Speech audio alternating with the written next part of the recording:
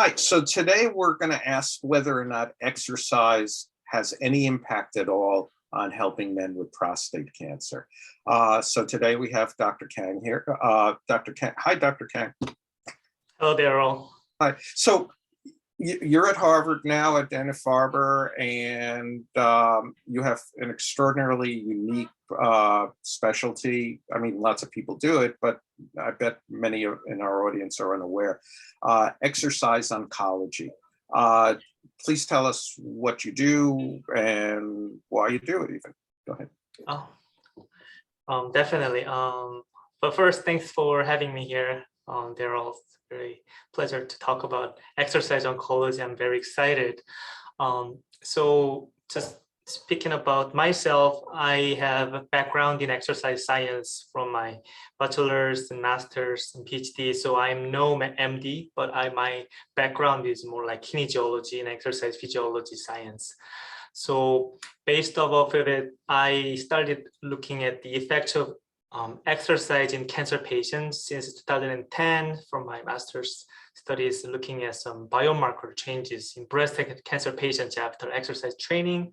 And then I did specifically in prostate cancer patients for the last 5 years. And then and right now I'm at the Dana-Farber Cancer Institute. So we're just launching a new exercise oncology lab,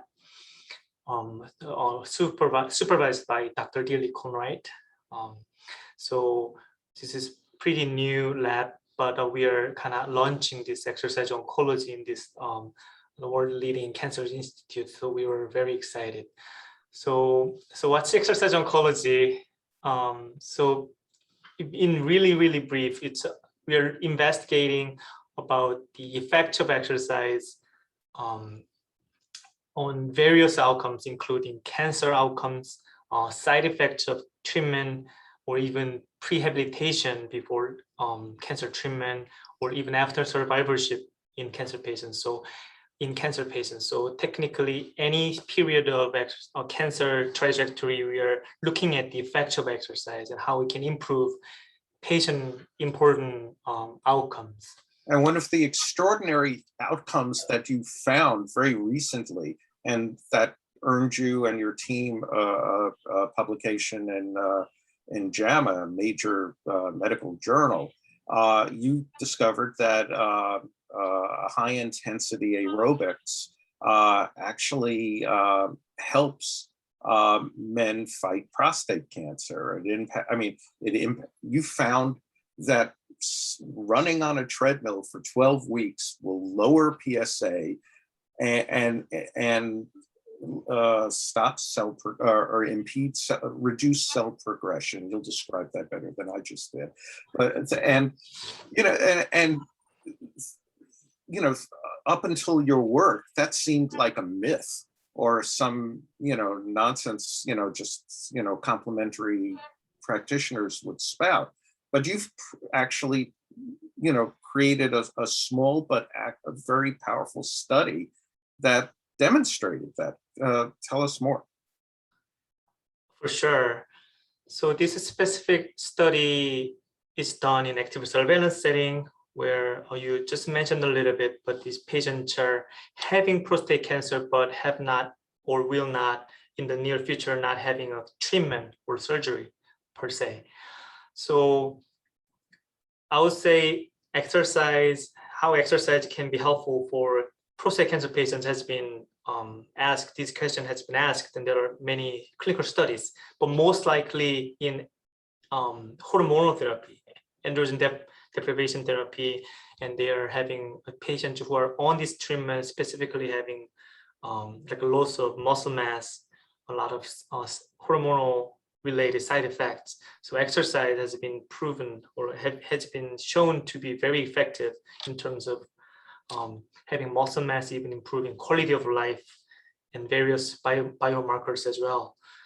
But in that setting, we were not able to look at the progression of cancer or PSA levels, as you may know well, because PSA levels are really well controlled by the treatment. So we have not been able to see the benefits, I would say, or effects of exercise on PSA specifically, because most likely there might be a fuller effects because their PSA levels are already really low. But in these patients in my study who are undergoing active surveillance, they are having prostate cancer already, but they are not treated for anything at all. So there was an opportunity where exercise can benefit this patient if exercise can do to, for example, suppress cancer progression.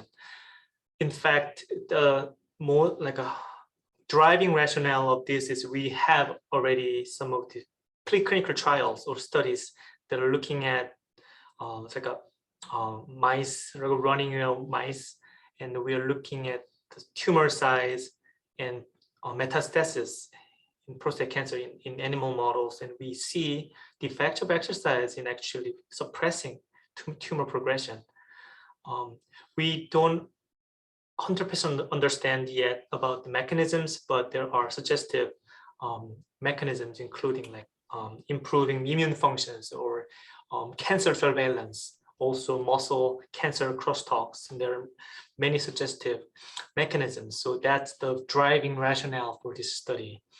Okay, let's take it out of the lab, though. I mean, let's Sure. look at what you actually did. You Okay. so if I recall correctly, it was 56 guys or 54 guys, 26 in one arm and 26 in another. Okay, so so the idea of looking at active surveillance is that these guys haven't been treated. It's not, Right. I mean, active surveillance is a treatment, and we could get into that in another video perhaps. But basically, you basically just took a bunch of guys who were diagnosed with prostate cancer, Right. and some of the you took half of them and did, just enrolled them, Right. and said, we'll see you in 12 weeks or whatever, and the other half you turned into mice on a treadmill basically, and said, you're coming to my lab, what, 3 times a week or something? What was it? That's right, 3 times a week. Okay, and you stood them on a treadmill and just raised their heartbeat, increased their aerobic conditioning. You basically gave them a really brilliant exercise program, something we all could use, obviously, but it's like, I mean, so that was the treatment in essence. You took a newly diagnosed guy and said, I'm putting you on a treadmill for 12 weeks, Right. 3 times a week, under guidance, and brilliant guidance at that. But at the end of the 12 weeks, your findings were extraordinary. Why don't you tell us exactly what you found out? Sure. So basically, first thing is we found that there's kind of universal benefits of exercise, which is they improve their heart and lung functions. So they improve their, I would say, cardiopulmonary capacity or fitness. Their fitness level has been improved. And on top of that, we measure their PSA levels and also PSA, other biochemical progression of prostate cancer, which is, so for example, these patients who exercised, they had minus 1.1 reduction in prostate cancer specific antigen, prostate specific antigen levels. And also there is a direction where is the speed of PSA level reducing is also reduced, which is called PSA velocity. And that's what we found is significant improvement by exercise. And that's the main findings of our study. So was that for all 26 guys in the intervention arm, on the treadmill? All 26 had their PSA reduced, or just no? That's the mean change, okay. The average change of PSA levels. And then there are some people who are improving, or some are just the same, but on average, compared to who didn't exercise, we found there's a 1.1 change or differences on average. Okay. And, but we don't know, I mean, am I correct in saying you don't know whether like once they stop showing up for, on the treadmill, whether their PSA jump back up again or not? Or do you know? When they stopped exercise? Yeah. I mean, yeah. You don't know yet. Oh, we don't know yet, definitely. We just provided exercise for 3 months. And then, although, in fact, we are following their PSA levels and the patient or their quality of life and some social outcomes, psychological outcomes after 6 months and 1 year. So we're going to collect those data and we're going to report in the future. But we don't know if the PSA level changes right after the exercise and training at the moment. Okay, and whether or not, I mean, you don't know, your team has, I mean, this is the start as to, the next question is, why did this happen, right? You don't, yeah. Definitely. So we are analyzing currently a lot of biological data. So we are looking at the mechanisms. So we can't say anything confirmatory, or this is also, we have to say this is more exploring study. So we are suggesting, oh, this might be helpful so that there will be more studies recruiting many more patients. Larger studies will be needed to confirm these effects. So we cannot say this is a definitive finding, but the PSA level will be looked at. We'll be looking at this association with other biomarkers in the future, and we'll be reporting that as well very soon. Now, how hard was this exercise for these guys to do? So we say 85 to 95% of your maximum effort. So it's easily, so you can say out of 0 to 10. So 10 is maybe maximum, and then we provided exercise out of like 8, 9, or even more than a little bit 9.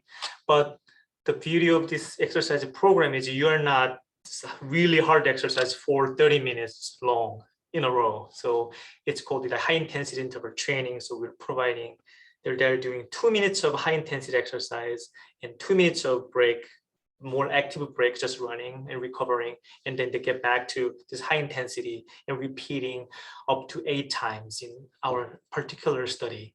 So this has been proven to be more effective and also even more enjoyable. That's another very interesting topic, that high intensity interval training can be more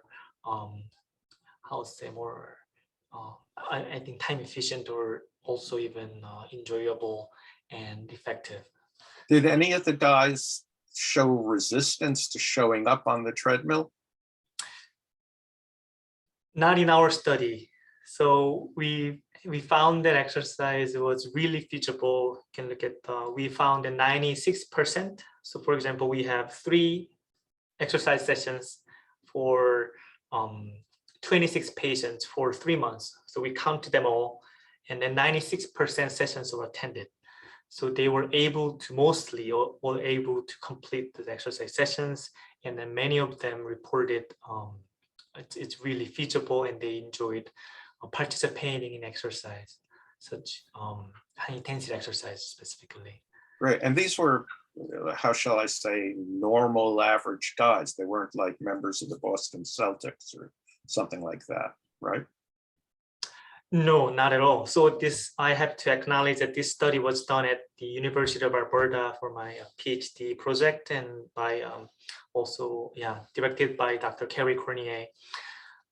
And then this was just, we are recruiting from the clinics, and they are just regular prostate cancer patients who are visiting their clinic.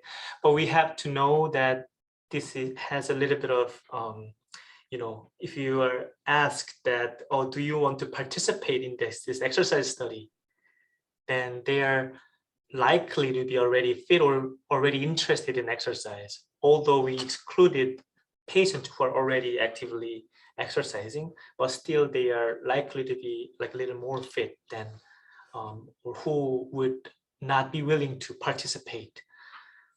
Right, because many people who are watching this are probably sitting on chairs, and to them, that's exercise, that's a good place to be.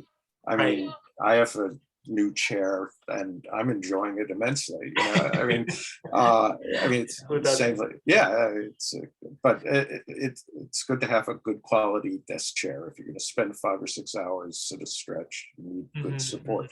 But I mean, what would get, so a guy gets died, let's make this a bit more practical. And by the way, all of the people in the study were Canadians then, is that right? That's right. Okay. Did you notice any disparities around race or culture or economic background or anything like that? We did find that, this is more like a regional or demographic reasons, but we had 90% of in American term, we say Caucasian or non-Hispanic white patients in our cohort. So that also explains a lot, or it also brings some of the questions in other cancer populations as well. So that's one of the limitations of our studies, which almost is done heavily in white prostate cancer patients. And in terms of education or other socioeconomic factors, we didn't find any differences in between the groups or outcomes. Okay, so for guys, and I'll include myself in this just for the hell of it, who are sedentary. Is this finding sufficient for you and your colleagues and my colleagues and doctors around the world to start telling their patients, look, there was a study that showed being more, putting more movement in your life actually might lower your PSA and slow down prostate cancer progression. I mean, does your study support doctors saying that now?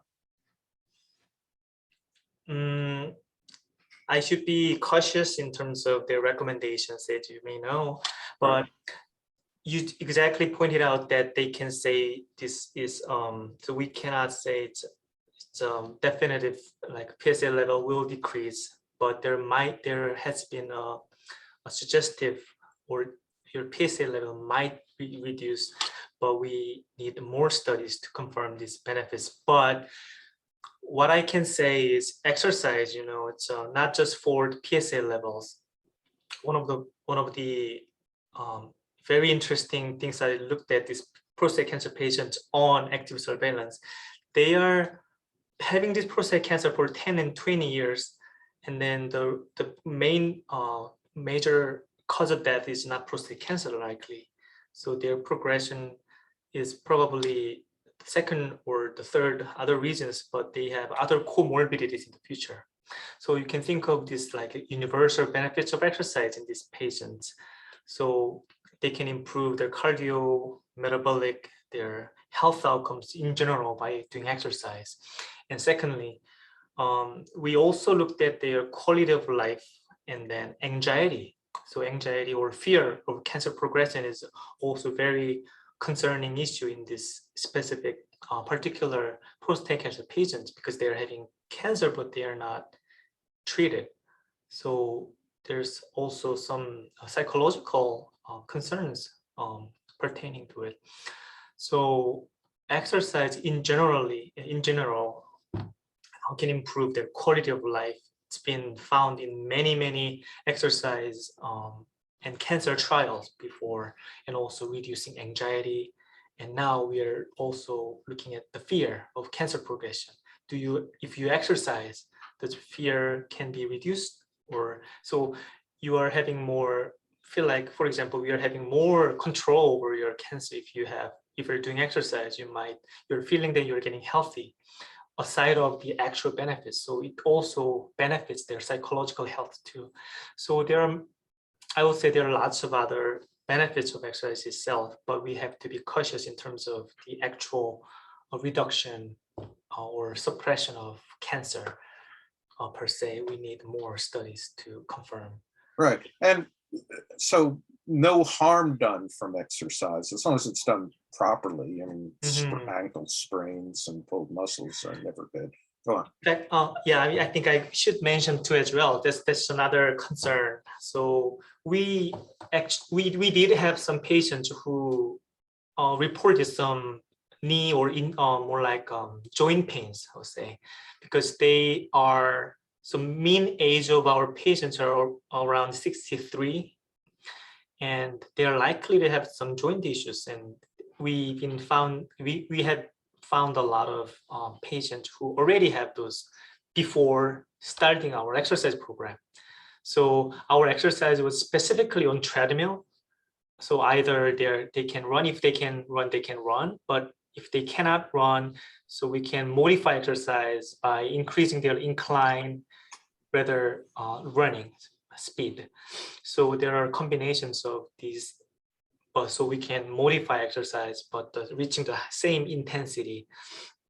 But we did find approximately 10% of patients, I'll say, had reported their joint pain was aggravated.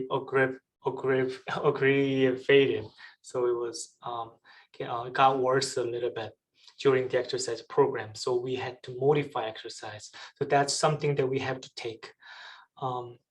And this also brings up the question about the other exercise modality. Can they then, instead of treadmill, can they bike?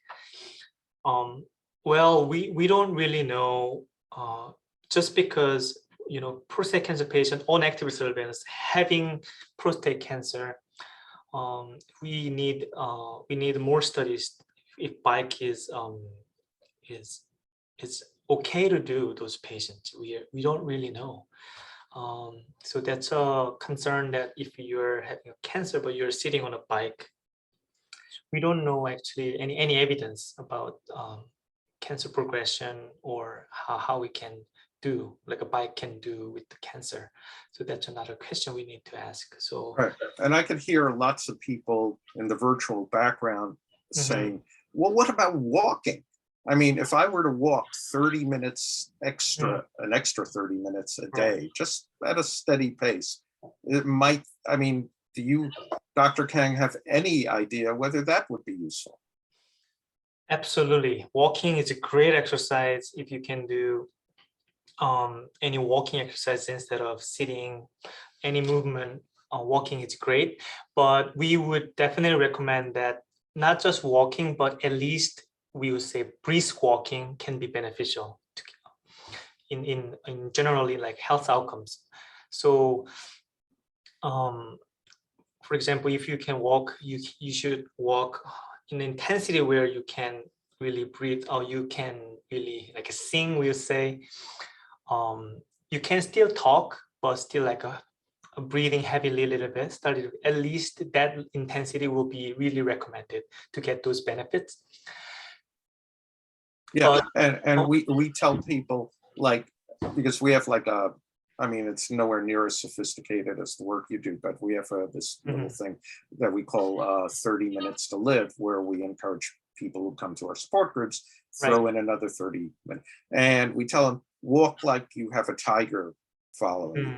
Not necessarily chasing you, because, yeah, but it's behind you, and, you know, you don't know what it's thinking. So just, you know, just how would you walk if you had a tiger behind you, but you didn't know what's next, you know? So, you know, and, or something, yeah, I mean, you know, I mean, it's, so, I mean, I mean, we'll just go another few minutes. I just have a couple more things I'm curious about. Like the idea of exercise, a lot of people say, well, you know, there's no money in it for doctors, hospitals, or pharmaceutical companies, so why would anyone fund research around it? What were the challenges of you getting research for, getting funding for this investigation? Well, that's a great point.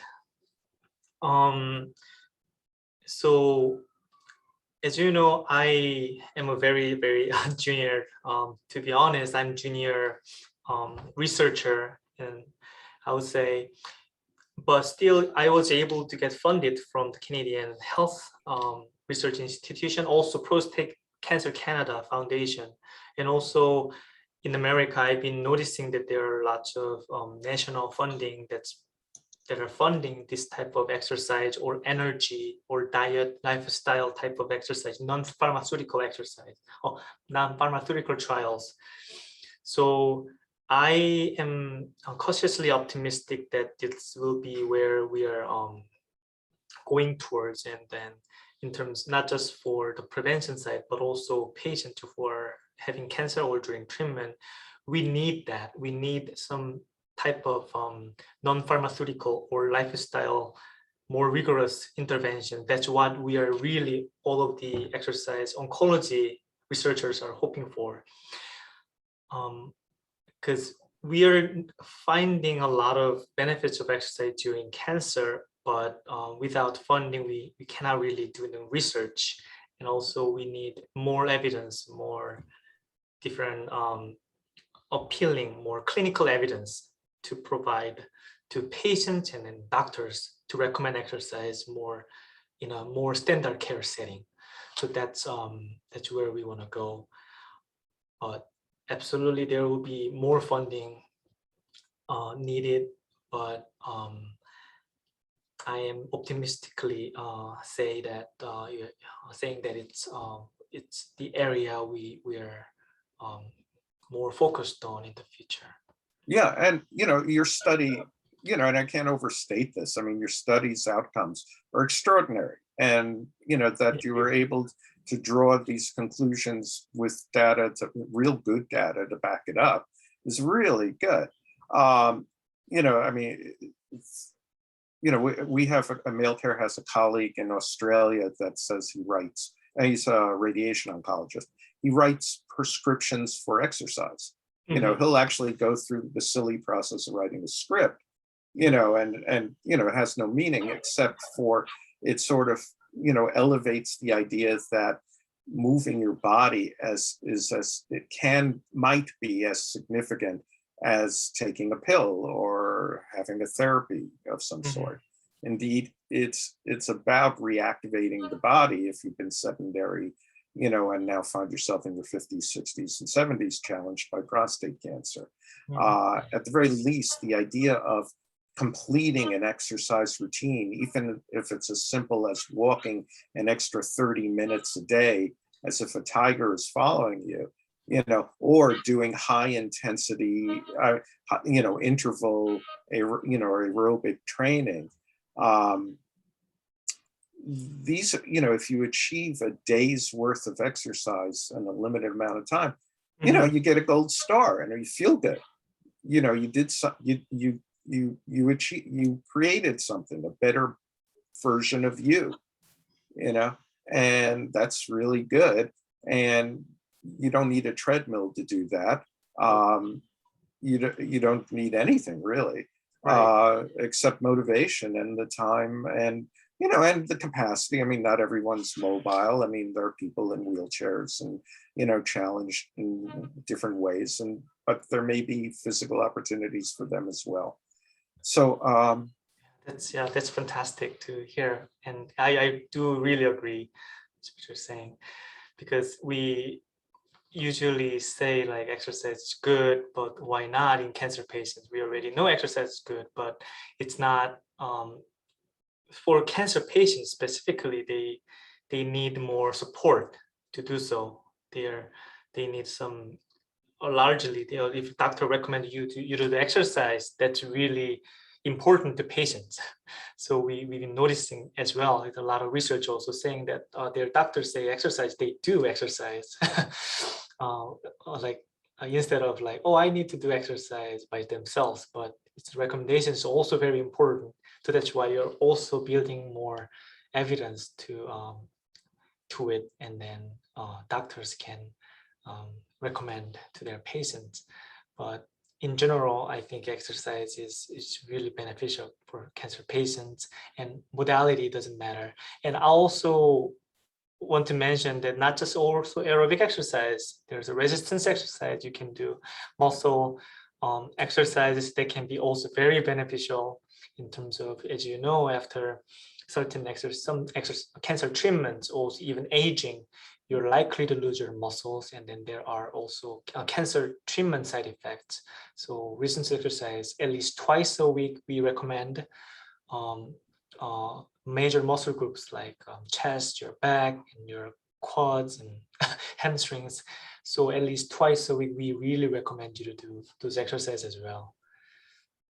So, Dr. Kang, thank you for doing the extraordinary work that you've not only done but continue to do. You've given everyone who has prostate cancer across the world an elevation of hope, but also very concrete understanding of the impact of movement in their body on health, and a bit of a kick in the ass to get out of a chair.